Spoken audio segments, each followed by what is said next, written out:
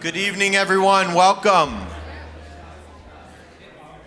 Welcome to C.S. Lewis and the transforming power of the imagination. We're so glad that you came tonight. Raise your hand if you've ever read anything by C.S. Lewis. Ready, go. Amazing. Almost everyone has. We should have a few more trickling in. The traffic, as you know, was pretty tough tonight because there's a few other things going on. It's a happening night in the city of Chicago. This is an open forum, and essentially the idea of an open forum is taking engaging ideas and interacting with them in the center of the city of Chicago. Tonight we're going to be thinking about C.S. Lewis, and Lewis, of course, has stirred as many imaginations as probably anyone in the world ever has through his writings, and stirred people to think about how to relate to grief or longing or Christian faith or hope in his fiction and in his nonfiction. So we have a great topic for tonight, and we're thrilled to be able to partner with the C.S. Lewis Institute. KJ, thank you for joining us and partnering with us in that. We're grateful. Let me just give you an overview of the night.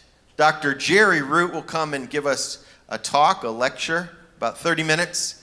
And then he'll be joined by Callie, who's going to give an interview with him. And she'll ask him some questions. And then after that, we'll give you the chance to ask some questions. Let me just introduce Callie to you. Wave to Callie over here. There's Callie. Callie is a senior manager of pricing and revenue management at United Airlines. Don't you need somebody like that in your life? Yes. Callie is an avid reader and a very engaging conversationalist. When Callie comes into the room lights up. So we're really grateful that you're going to be in conversation with Jerry tonight. And then Jerry Root, I've known Jerry since I was about 18 years old, so a few decades. Jerry says lower, when I was in junior high, he says. But Jerry is a senior fellow for C.S. Lewis Studies at the C.S. Lewis Institute. He's a professor emeritus at Wheaton College. I want you to hear some of these statistics. He's been lecturing on Lewis for more than 41 years. He's spoken at 78 universities, more than 18 countries. He's written numerous books, articles, and publications on Lewis. And we're going to be giving away one of his books at the end of the evening. He and Claudia have 4 children. They have 15 grandchildren. And when I was promoting this earlier a couple weeks ago, I said that Jerry is a force of nature. And we just read through The Lion, the Witch, and the Wardrobe, and I said that Jerry is a version of the professor in The Lion, the Witch, and the Wardrobe, except like a football version of that professor. So will you join me in welcoming Dr. Jerry Root? Thank you. I'm really grateful to be here with you. You guys are patient. How many of you had troubles getting here with all the traffic? My word, it took me 2 hours to get here from Wheaton. It usually takes about 45 minutes, so it was a aging process and so on. And anyway, I'm pleased to be here. Let me pray. Father, I worship you for the privilege of being here. I know, Lord, that I have nothing more than crumbs to offer these people. And yet, Father, your son once had not much more than crumbs to offer a seaside full of people, 5 loaves and 2 fish. He blessed it, broke it, and distributed it, and everybody left satisfied. I know every heart here has unique challenges. The possibility of one person speaking so that all those people would have something that was said to them that meant something particular for them is impossible unless you're involved in the transaction. I pray that you'd be here with us now, and that you'd speak through us and let each person leave saying, that was spoken for me, I needed that. And I'm grateful to you, Father, for this. For Christ's sake, amen. C.S. Lewis wrote 73 books that are attributed to his name.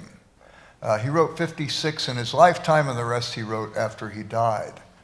No, actually, he wrote many, many essays, and they were brought together under common cover after his death. There's 73 different titles.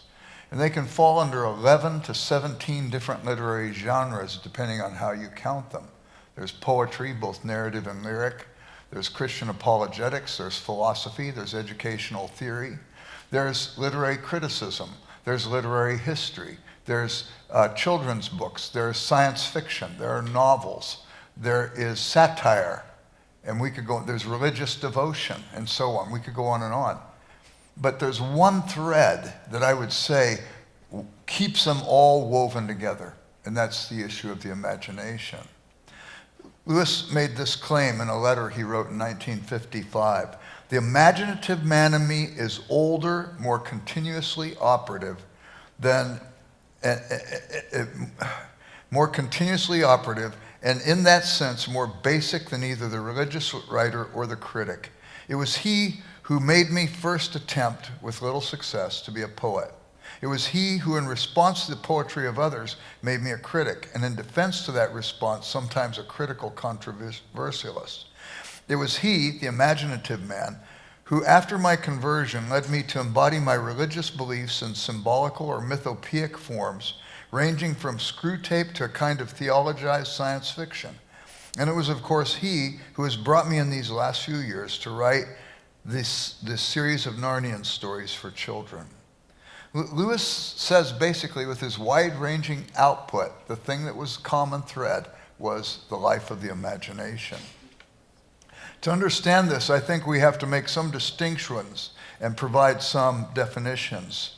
Many people think the imagination is contrary to truth.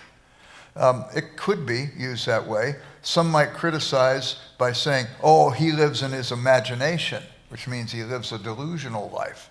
Or he lives in a world of myth, the implication that the imaginative is necessarily false, even delusional. It is contrasted with reality and truth. But I would suggest to you these are not enemies of one another. And here some clarification might be needed. Truth is not reality.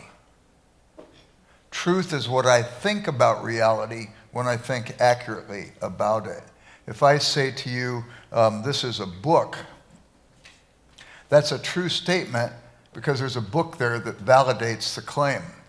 If I say to you, this is an elephant, elephants exist, but this is not one. So consequently, there's no reality to support the claim. And consequently, to understand truth, we have to understand something about reality. But reality is complex.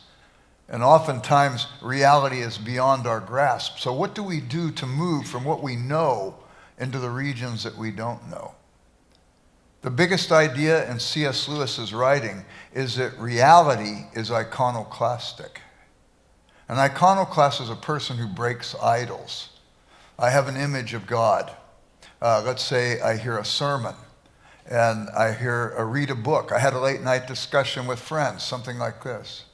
And some of the pieces of the puzzle come together for me, and I have a more robust understanding of God than I've ever understood before. That's helpful. It takes my breath away. But if I hold on to that present understanding in that moment, it will compete against my having a growing understanding of God. I'll develop this a little bit more, but one of the things about reality as iconoclastic is that all truths that I know are, in a sense, temporary. Not utterly temporary, it's just that truth can be plumbed more deeply than I presently understand it. It can be applied more widely, even to questions I haven't even begun to ask. So truth is dynamic. I can go deeper with it, I can go wider with it, and so on. And reality is iconoclastic. The false notion is clarified by a reality that stands against my present conception. There were other people who thought about these things besides Lewis. But Lewis said, God's always kicking out the walls of temples we build for him because he wants to give us more of himself. Walter Elwell, the theologian, said all theology is approximation. We seek better and better approximations. Who's the person who says, I've got God all figured out? Sometimes you'll hear it in a sermon by a well-meaning pastor who overstates himself and says, I'm not telling you this. This is the Word of God. No, you gave me your best preparation for that sermon. But just now when you told me it's the Word of God, you extended the doctrine of inerrancy to your exposition. And that's borderline blasphemy. I don't think it is blasphemy because I don't think you realize you were doing it. C.S. Lewis said the worst of bad men are religious bad men. The quicker I might be willing to die for my faith, maybe the quicker I'd be willing to kill for my faith, or painted "Thus saith the Lord" across my own opinions. So consequently, this idea of reality is iconoclastic. It's going to be important to understand how we can increase our understanding and increase our imagination as we think about these things that are a little bit beyond the perimeter of what we know currently. Lewis isn't the only one who thought these things. Baron von Hugel, a philosopher in England who was he was a little bit older than Lewis, but Lewis read him and was very much appreciative of his writing. He said, beware of the first clarity. Press on to the second clarity or the third clarity. If you know Robert Browning's writings, there's a poem he wrote called, actually there was a book, one of Lewis's favorite books was The Ring in the Book. It's a 500-page poem. Anybody in here read it? Am I the only one who's read it? It's a brilliant book, but it's all about reality as iconoclastic, stretching our minds to understand beyond what we presently understand and needing our imagination in order to do that. But in a poem he wrote called Rabbi Ben Ezra. How many of you are married in here? A few of you. Get that poem, Rabbi Ben Ezra. I read it to my wife every year on our anniversary. It's the one that begins, grow old along with me. The best is yet to be. But you go down about line 35 in that poem and he says, then welcome each rebuff that turns earth's smoothness rough. We can have a view of the earth, an imaginative view that everything's smooth, the texture is just smooth, but it's a false notion. The earth has geography, it has peaks, it has valleys. Welcome the things that help you to see it the way that it is rather than the way you have to have it be. As a matter of fact, ask yourself, why do you have to have it be like that?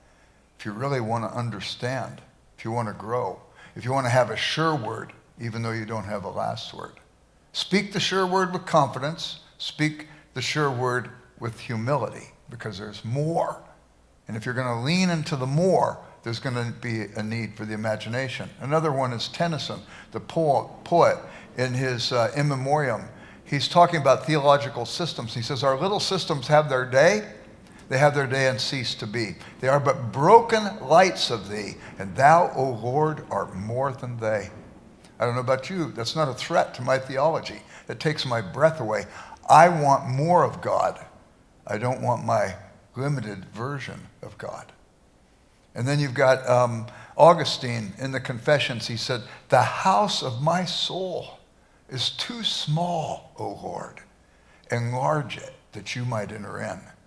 How do we enlarge beyond our present notions unless there's some use of the imagination? Then you've got also in the scriptures, because there's a biblical concept too, Stephen in Acts chapter 7 has been accused of speaking against the temple up on the hill. And in his defense, he says, you think you've got God in that box up on the hill up there? Why, don't you know when Joseph went down to Egypt, God was with him hundreds of miles from that box. And not only that, when Moses encountered God at the burning bush and told, take your shoes off, Moses, this is holy ground. It's hundreds of miles from that box up on the hill. As a matter of fact, when David wanted to build the box, God says, David, I appreciate the sentiment, but frankly, heaven is my throne. Earth is just my little footstool. How are you going to build a box big enough to hold me? And then there's that great theologian, Lucy Pevensey. Maybe some of you have encountered her. In her second encounter with Aslan in Prince Caspian, she sees him and she says, Aslan, you're bigger. Oh no, child, I am not. But every year you grow, you will find me bigger. God is big, we're small. And we want to stretch our hearts and our minds and our imaginations to understand him more. Now, imagination can go wrong, it's true. Imagination is fallen, like any other part of us. But we can have checks and balances on it as we begin to think through these particular things. So, We talk about imagination. A definition would be simply speaking, it's image making. This can be done with mental images. It can be done with material images, such as creative endeavors. You could write a story. You could work on a piece of visual art. You can work on a bit of music. The scriptures in the second commandment say we should not make idols. It doesn't say images per se, but certainly it's not a command against images per se. Even Jesus engages in imaginative depictions as he tells stories and parables.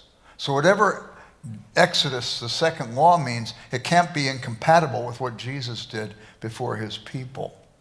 How should we understand this? And here Lewis helps us. He's got, again, the big idea. The reality is iconoclastic. Lewis is not the only one, as I said, who asserts this, but if we are going to really engage in following God and using our imagination responsibly, we should recognize that this is so. Can the imagination help me explore regions of thought I do not yet understand? We've got a lot of imaginative qualities. We talk about symbol. Symbol comes from two Greek words, soon, with, and balein, to cast or throw. I throw two things together. So I take a word like book. Initially, the word could be anything. It's somewhat arbitrary. I could call it a Gesortenblatt, for that matter. But if I'm going to have communication, then a community has to settle on some word for this that they hold in common. That makes language possible, makes community possible. It makes cultures possible. And so consequently, symbol is one way. By the way, when symbols are divorced from the reality, I lose connection with truth and meaning. You've got people today who say, oh, you can be any pronoun you want. You can be any gender you want. Where's the reality that supports that claim? Lewis says all judgments imply a standard. Where's the standard? If there is no standard, it's totally arbitrary. It sets people in conflict with each other and creates chaos in a culture. So we return to the Tower of Babel. Lewis writes about this. If you've ever read The Abolition of Man, I think it's one of his finest books. Mortimer Adler, the philosopher at University of Chicago, included it in the great books of the Western world. The Abolition of Man. And another book, a fiction book he wrote called That Hideous Strength. He writes about the fact that when you lose the reality that supports the truth claim, you then lose culture. And you end up in the Tower of Babel. And Lewis writes about it imaginatively to help us, we who have been sucked into some of this in our own culture, helps us to see what the dangers are.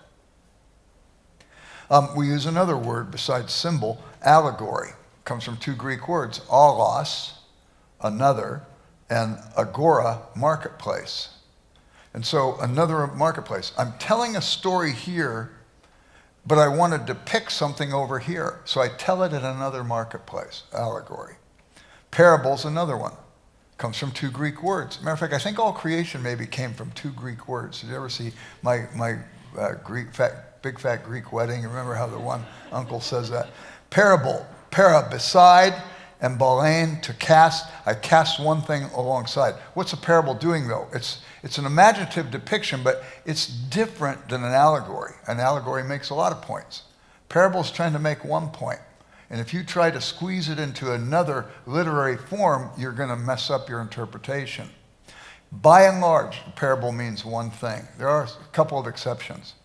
But for example, here's the woman, and she's got an issue at court, and she knocks on the door of the unjust judge, and he won't come down and help her. He's gone to bed. Get away from my door, woman. She knocks again. She persists and knocks again. And finally, Jesus says eventually the judge is so annoyed he comes down and helps the lady. And what's Jesus' application of that parable? You should be persistent in prayer. If you made an allegory out of that parable, you'd have God as the unjust judge. You can't do that. You violated a literary form and you came up with nonsense. So consequently, parable's another literary form, seeks to make one point. Metaphor is another one. Comes from two Greek words, surprise. Meta, with or after, and Pharaoh, which means to bring or to bear. A metaphor is a comparison, but it's a comparison that is made, and the comparison is implicit. It's not stated explicitly. That car just flew by. I remember the night we were sitting at home at dinner and my kids were little around the table. I said, that car just flew by. I was concerned about cars going fast around our house. I had little kids who'd be playing outside. My oldest son, Jeremy, said, Dad, flew by? The car flew by?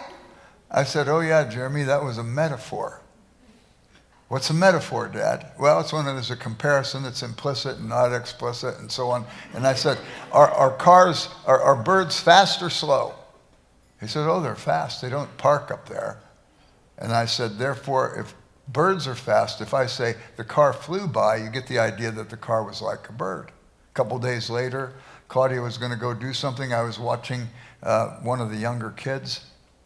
And I said, Claudia, she was nursing the baby. I lack capacity to do anything about that. I said, you're going to have to come back fairly quickly, because if you don't, Grady's going to cry his head off. And Jeremy stops and says, Dad, is cry his head off a metaphor? You know, I hope it's not a reality, you know, that sort of thing. But the metaphor makes a comparison. A simile, on the other hand, makes a comparison, but makes it explicitly.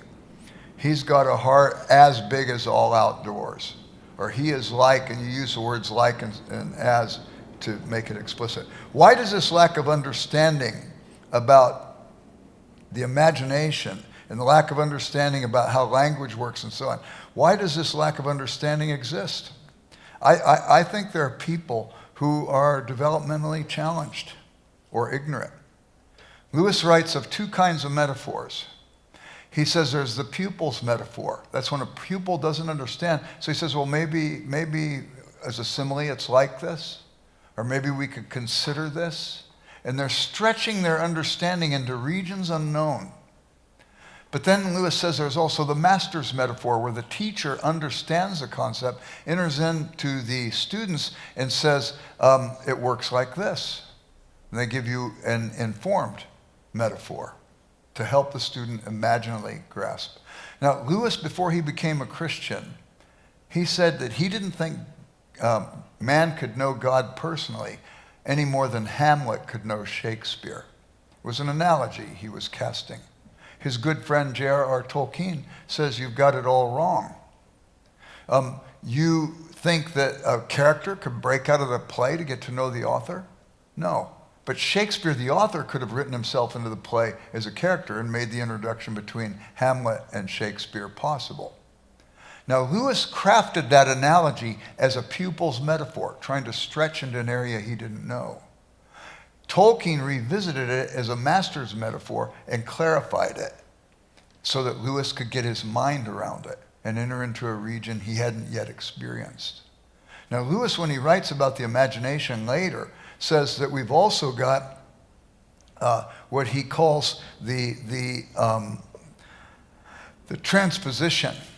And transposition is when I'm trying to bring a person into the understanding of the greater, but I realize there's still more. So let's take the Hamlet Shakespeare image. And we're in a class, and we're going to take a field trip. But we're going to take a field trip and go back in time. And we're going to go back to Elsinore in Denmark.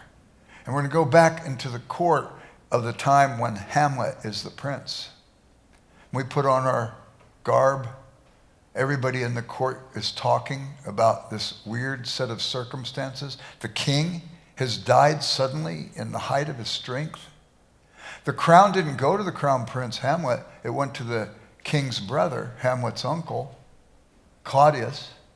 And besides that, the queen, she doesn't hardly grieve at all. She marries her brother-in-law. And we think this is kind of strange. And Ophelia is a basket case.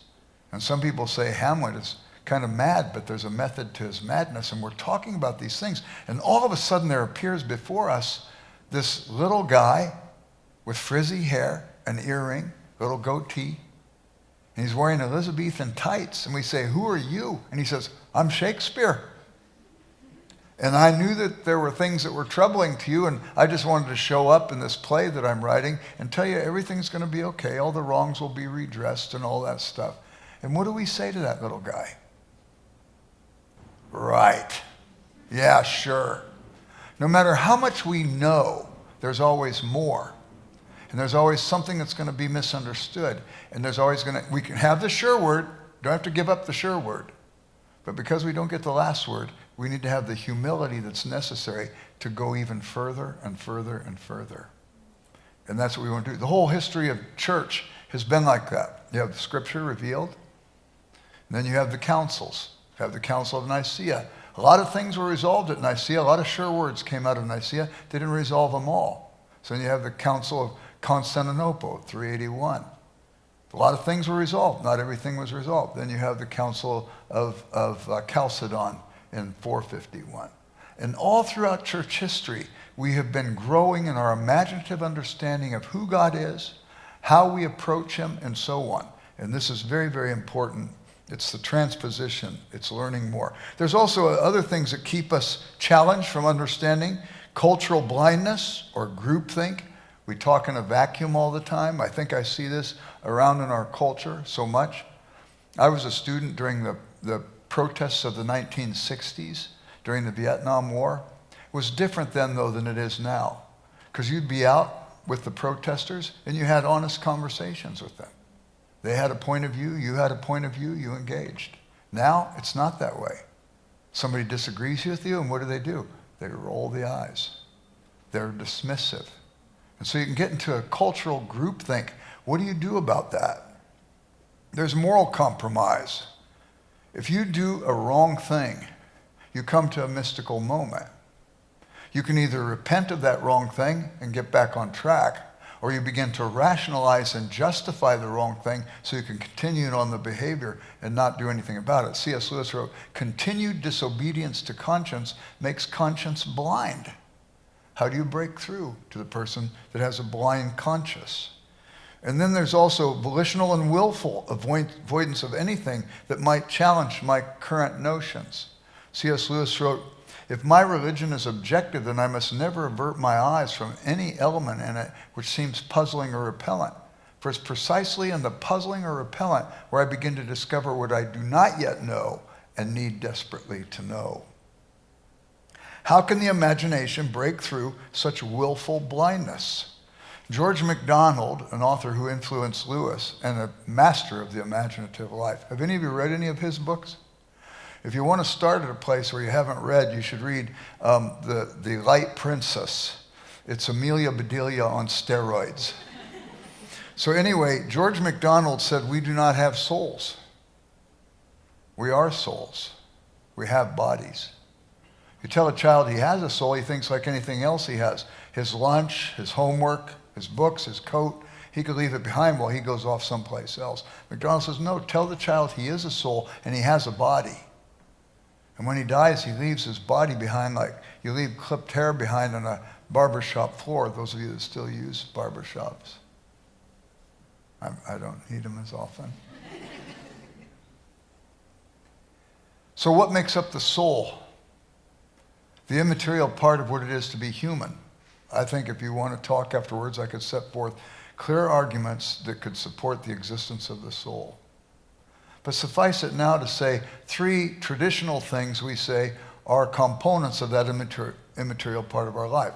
We have a choosing feature, which is the volition, the will. We have a feeling feature, the emotion. And we have a thinking feature, the reason. I want to suggest to you, even as a college professor, reason is hands down the weakest of those three. If I make a bad decision, my reason will begin to encapsulate that bad decision with excuses and rationalizations and keep me stuck in my blindness. If I'm wounded, my reason will be marshaled by my emotion to basically keep suppressed that hurt rather than grieving and forgiving the person who hurt me so I could untether from that emotional experience. I will keep it stuffed down like a cyst on my soul You bump up against me, I'll bleed a little pus in your direction. And Lewis says that reason stands like a watchful dragon before my soul, preventing what truth can get through. How do you get past the watchful dragon? When there's compromise, when there's ignorance, and all these sorts of things. And Lewis, the man who says the imaginative man in me is older, more continuously operating, he says, perhaps story gets past the watchful dragons. Now, we who are people of faith understand that, because we've all read about David when he committed adultery and then murdered to cover it up. And Nathan the prophet's told, you need to go tell David about his sin. I don't know about you, I wouldn't have wanted that assignment. He's already killed one person to cover it up. What do? You remember what Nathan did? He went and told him a story. He did it tangentially. He told a story over here, and David heard the story. And he said, that man needs to pay fourfold for what he did. David heard through the story, not through the confrontation. How about Jesus? He said he lived in a world where people had eyes but could not see. They had ears but they could not hear. They were compromised. And what does he do? Because he loves them, he told them stories, parables, in the hopes that the parables would get past the watchful dragons. So how does this work for Lewis? Well, there are several things I could say. Lewis, along with Tolkien, wrote many things about the nature of story that shows us how it works, shows us how we can understand it ourselves, shows us how maybe we could employ it when we talk with our friends about faith, matters of faith, especially if they're closed off. They talk about the fact that all stories are basically embellishments of old stories that came before. We see it in our own day. What's Romeo and Juliet embellished into West Side Story? Did you ever see O Brother, Where Art Thou? It's a retelling of Homer's Odyssey, retold. Did you ever see Bridget Jones' Diary? It's a retelling of Pride and Prejudice, thank you. As a matter of fact, Colin Firth plays a character named Darcy in both when he did the BBC one as well. It's like the directors are taking a 2x4 and hitting us up the side of the head. Get this, I'm just retelling, Pride and Prejudice. How about August Rush? Did any of you see that movie? It's a retelling of Oliver Twist. And Robin Williams plays the Fagin character. How about Inception? It's the myth of Orpheus and Eurydice, retold. We see this constantly. Lewis himself did it. He tells Till We Have Faces. It's a retelling of the myth of Cupid and Psyche. He tells The Great Divorce. It's basically a satirical retelling of Dante's Divine Comedy. And so on it goes. The retelling of a story embellished in a way that maybe it has new raiment and we can see things that we might have missed before. Embellishment's part of it. Prohibition. All good story needs to have prohibition. And the prohibition works like this. Cinderella, you can go to the dance, but you got to be back when the clock strikes 12. Pandora, you can have the box, but you just can't open it. You've got the Cupid, Psyche, you can marry the god Cupid, but you can't look at his face. And all of this prohibition, G.K. Chesterton said, teaches us the very nature of the law. The law, when it says thou shalt not, what is it saying really? Thou shalt. C.S. Lewis's wife wrote a book called Smoke on the Mountain. It's a positive retelling of the law. When God says thou shalt have no other gods before thee, what's he saying? Thou shalt have me. I can give you no greater gift than this. I give you myself. When he says, thou shalt not bear false witness, what is he saying? Thou shalt learn the art of being a truth teller. When he says, thou shalt not commit adultery, what's he saying? Thou shalt learn the art of doing life well with one person. When he says, thou shalt not covet, what's he saying? Thou shalt learn the art of contentment. And consequently, we miss these things, so imagination, again, helps us get our minds around them. But the next thing, Lewis says, is there is in story what he calls fantasy. He and Tolkien both call it this, fantasy. The fantasy is the awakening of a desire for another world. I can sometimes get so earthbound that I don't realize I'm made for something more.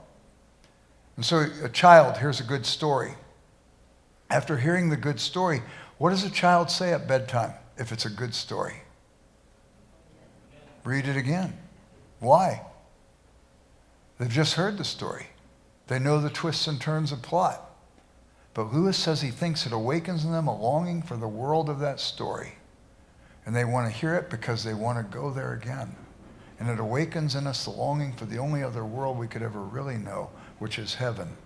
You get it a little bit in the Narnian books too, when Lucy is told she can't come back to Narnia. She's already heard Aslan, the Christ figure, the Lion of Narnia, say it to her older brother and sister, Peter and Susan, you can't come back. Lucy knows that her day is maybe coming.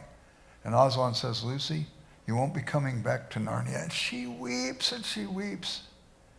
She says, oh, Aslan, it's not Narnia. It's you. How can I go on living knowing I can't meet you again? He says, oh, dear heart, I live in your world too. Only there I go by a different name. And you have been brought here for a time, that getting to know me here for a time, you might know me better there. And what do we do when we read that? We go, wow. That's what Lewis is trying to do with the story, is to help me encounter something in this world that I could begin to understand better about the world that's coming. He's got another area, and it's called recovery. Recovery. Recovery means that we can become, in some senses, jaded maybe, or maybe that's a little bit too severe. We can come to the place where we familiarize ourselves with something and then we hold it in contempt. You know, familiarity breeds contempt. You've heard the story before. I want to suggest to you, when I was young, my parents, on Christmas night, they would let us go to bed with the toy we liked the most. Is that kind of cool? And so we would go to bed with this toy. We didn't want to let go of it anyway.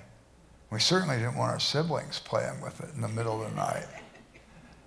But then the next day after Christmas, we would play with it again. But then at the end of that day, we got a little bit tired of it, and we started looking at what our siblings had. And the fights would break out, and then we would end up with their toy when they abandoned it, and then we'd make sure that they weren't getting our toy. You know how all this stuff goes. But eventually, after about a week, none of us were playing with the toys we got Christmas Day. They were too familiar. They got abandoned to the toy pile. It's like the Velveteen Rabbit, if you've read that story. So consequently, how do we help a person revivify their love of the thing that as it originally came to them? Have you ever been to a restaurant? It used to be years ago you could smoke in restaurants. And I can remember the numbers of times I would see older men and women sitting at a booth. And the guy would be reading a paper, and it was up like the Great Wall of China. And the woman would be sitting on the other side, looking longingly out the window, smoking a cigarette. And you think to yourself, they were married once. I've performed over 900 weddings.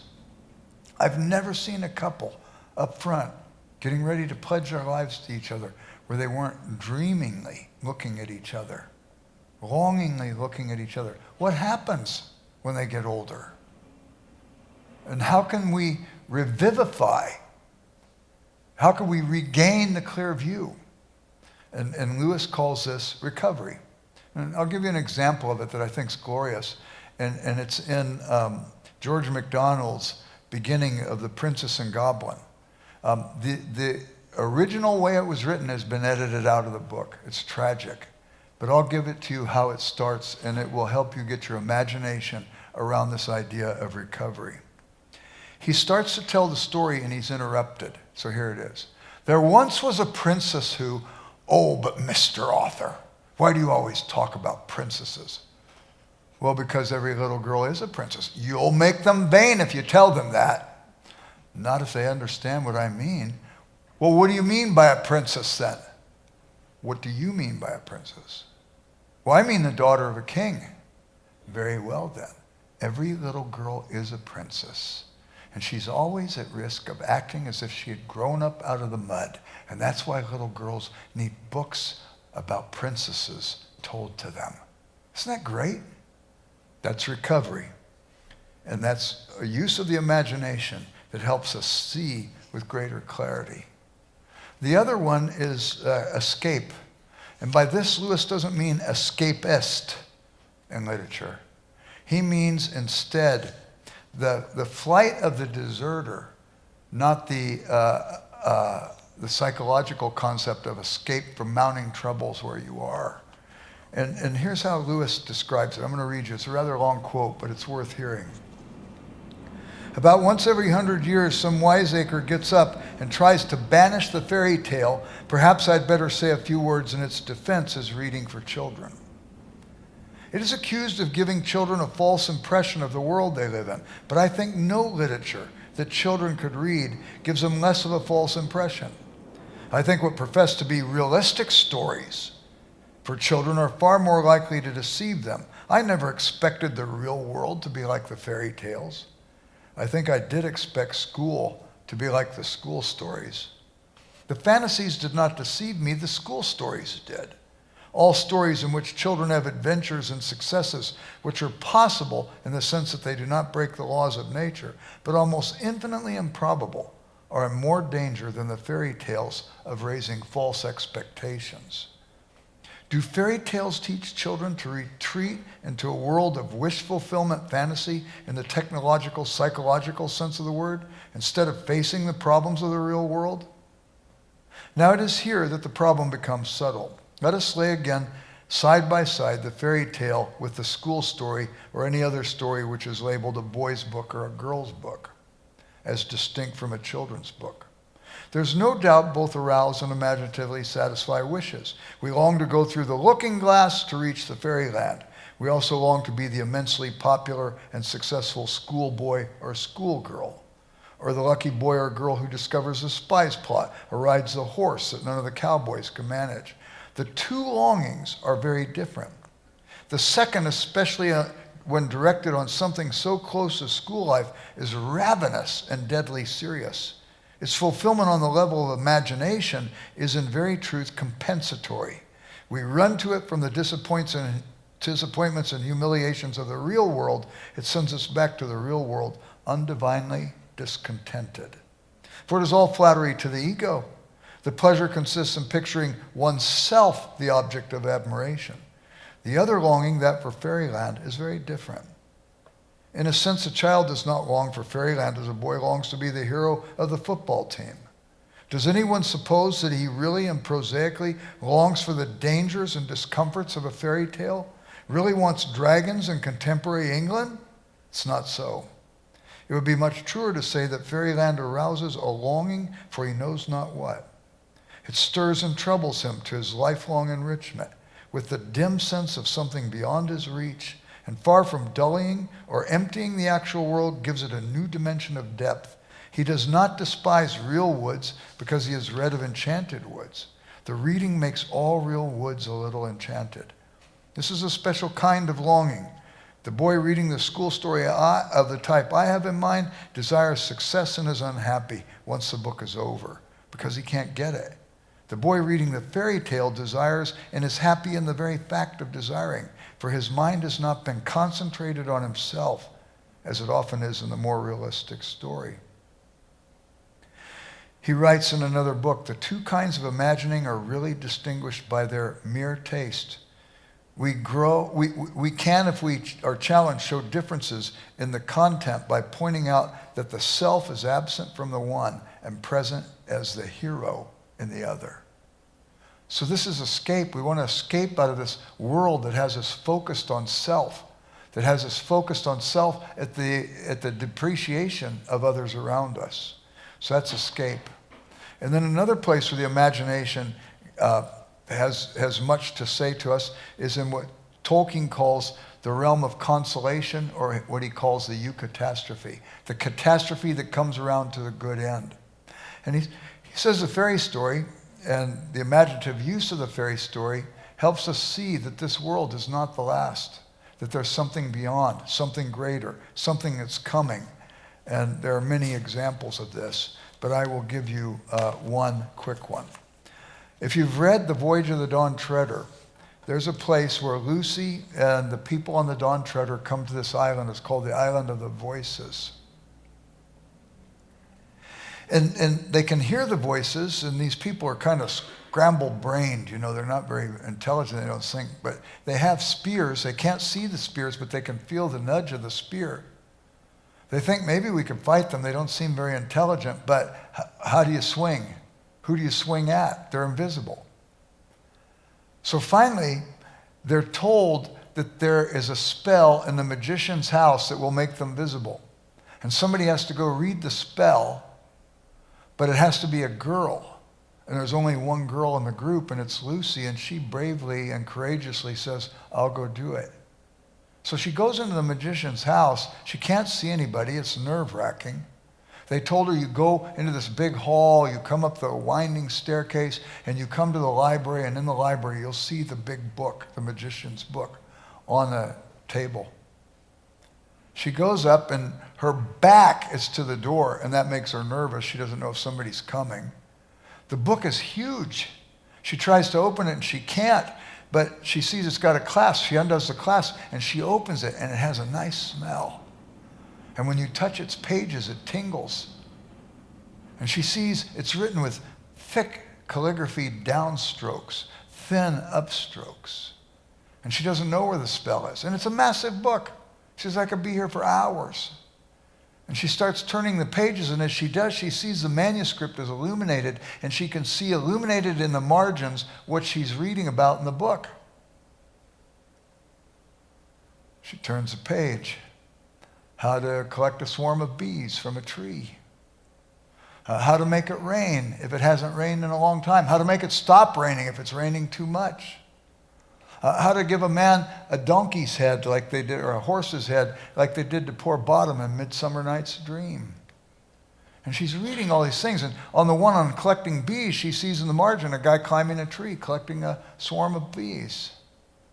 And she comes to spell. How to make one more beautiful than the lot of mortals.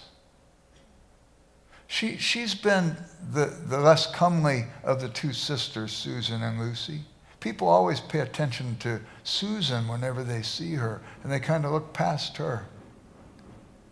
She thinks, wow, how to make one more beautiful than the lot of mortals. And she sees in the margin a girl like herself standing on a ladder looking at a big book in a library. And she sees all these other kids over here, and there's Susan in the middle of them, and all the other kids are around her. And she sees the girl on the ladder utter something, and all of a sudden all these kids turn and focus at her and come over to her.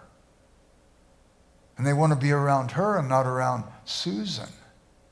And all of a sudden, ships are launched. Armies are deployed. It's like Helen of Troy. And she says, I've got to say that spell. And all of a sudden, the face of Aslan comes off the page. She turns quickly. Next spell. How to listen in on what your friends are saying about you when you're not there. Have you ever had success in a moment of temptation?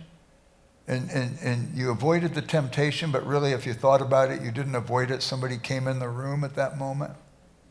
But now you think the next temptation, you deserve it.